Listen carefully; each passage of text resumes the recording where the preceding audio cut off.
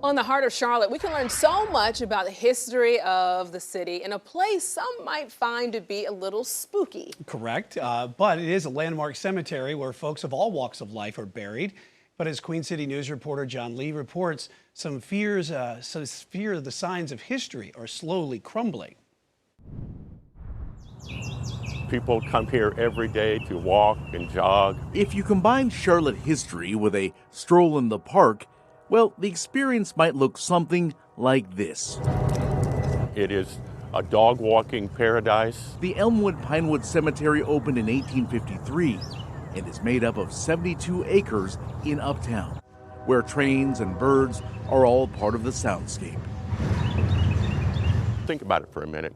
Lynn Weiss is president of Historic Elmwood Pinewood, a nonprofit devoted to the restoration and preservation of the site.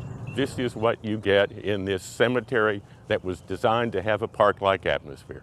Thousands of grave markers help convey the stories of the dead to future generations. For example, the Forbes triplets were less than a year old. They passed during the 1918 Spanish flu pandemic. There's fascinating history at every turn. And that's the marker that is broken into three pieces. Charlie Hawk died at 65 in a wild way. Killed by a lion January 9th, 1930, with the Melville Show. The Charlotte Observer headline read, "Lion tears into friendly trainer." Hawk worked with the Melville Reese shows when he was mauled by Leo. He was feeding the lion, and he decided he would reach in and pet the lion because he had become, he thought, quite friendly with the lion. The lion didn't think so and ripped his arm to shreds. Hawk became one of the cemetery's most intriguing cautionary tales. Cracked here, cracked here. After more than 9 decades, the headstone decayed and fell off the mounting. Jason Tapp, the creator of the spooky CLT Instagram account, refuses to leave the stone for dead. So I just reached out to the cemetery and said, hey, what would it look like to raise the money to fix this thing? An upcoming event called Voices of the Past will recount some chilling anecdotes.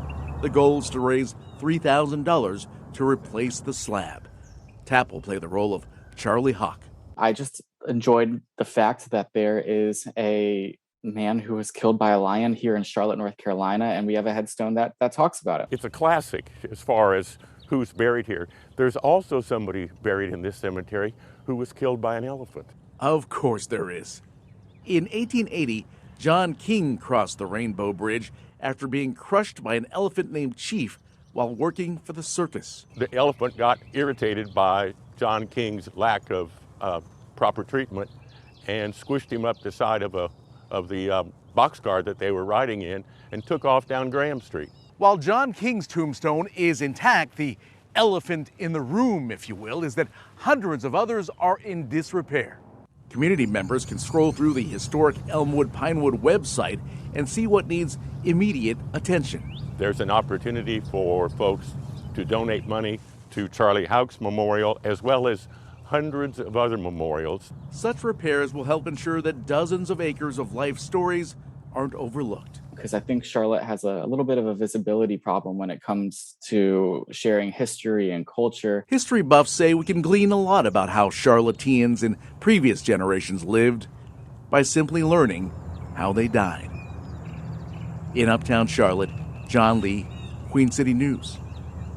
Who knew, right here in Charlotte.